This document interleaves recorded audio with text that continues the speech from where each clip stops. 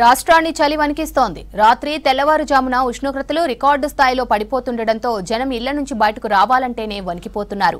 గ్రామీణ ఏజెన్సీ ప్రాంతాల్లో చలి తీవ్రత మరింత ఎక్కువగా ఉంది.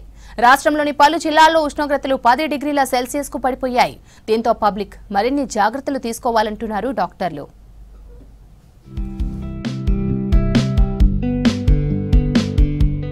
రాష్ట్రంలో చలి తీవ్రత పెరిగింది. చాలా జిల్లాల్లో ఉష్ణోగ్రతలు పడిపోయాయి. కొన్ని జిల్లాల్లో 10 డిగ్రీల సెల్సియస్ టెంపరేచర్ రికార్డైంది. ఈ వాతావరణ మార్పులతో సీజనల్ వ్యాధులు విజృంభిస్తున్నాయి.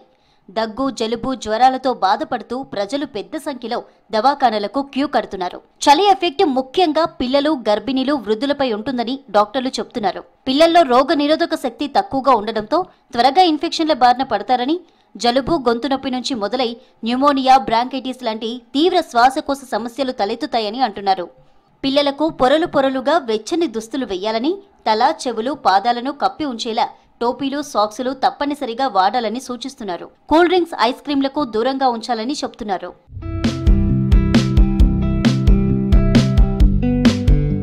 ఈ సీజన్లో గర్భిణీల్లో ఇమ్యూనిటీ తగ్గడంతో ఇన్ఫెక్షన్లు వేగంగా సోకే ఛాన్స్ ఉందని చెబుతున్నారు డాక్టర్స్. బీపీ, కీళ్ల నొప్పుల వంటి సమస్యలున్నోళ్లు మరింత జాగ్రత్తగా ఉండాలని సూచిస్తున్నారు. శరీరాన్ని ఎప్పుడూ వెచ్చగా ఉంచుకోవడంతో పాటు స్నానానికి, తాగడానికి గోరువెచ్చని నీటినే ఉపయోగించాలని, విటమిన్ సి ఎక్కువగా ఉండే నారింజ, బత్తాయి లాంటి పండ్లు తీసుకోవడం ఆరోగ్యానికి మంచిదని సూచిస్తున్నారు.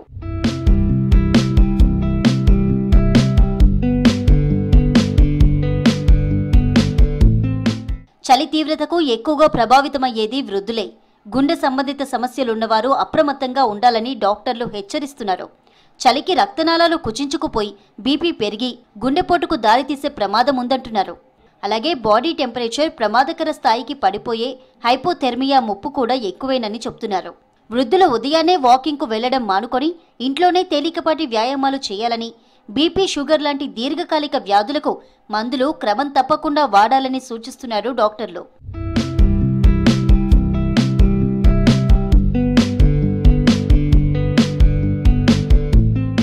చలికాలంలో సాధారణంగా దాహం తక్కువగా వేస్తుంది. కానీ శరీరానికి తగినంత ద్రవాలు అవసరమని డాక్టర్లు చెబుతున్నారు. దాహం వేయకపోయినా తరచుగా గోరువెచ్చని నీళ్లు, సూప్లు, హెర్బల్ టీ లాంటివి తీసుకోవాలని సూచిస్తున్నారు. ఇది శరీరాన్ని వెచ్చగా ఉంచడమే కాదు, డీహైడ్రేషన్ బారిన పడకుండా కాపాడుతుందని అంటున్నారు.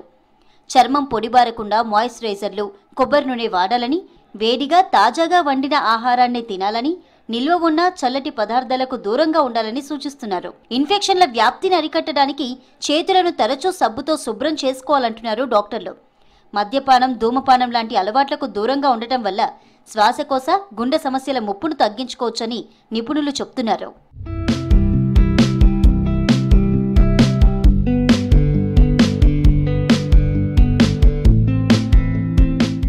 చలికాలంలో రెస్పిరేటరీ వైరస్లు పెరిగే అవకాశం ఉంది. పిల్లలు, వృద్ధులు జాగ్రత్తగా ఉండాలని సూచిస్తున్నారు డాక్టర్లు. ఆస్తమా, లంగ్ ప్రాబ్లమ్స్ ఉన్నవారు బాడీ టెంపరేచర్లు తగ్గకుండా చూసుకోవాలని అంటున్నారు. ఇమ్యూనిటీ బలహీనపడకుండా బ్యాలెన్స్డ్ డైట్ మెయింటైన్ చేయాలని, ఫ్లూ వ్యాక్సిన్ ఏడాదికి ఒకసారి తీసుకోవడం వల్ల వైరస్లు దరిచేరవని చెప్తున్నారు.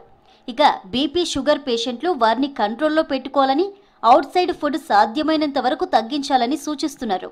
జ్వరం, ఫ్లూ లక్షణాలుంటే ఫ్యామిలీ మెంబర్లకు స్ప్రెడ్ కాకుండా మాస్కులు ధరించాలని చెప్తున్నారు డాక్టర్స్.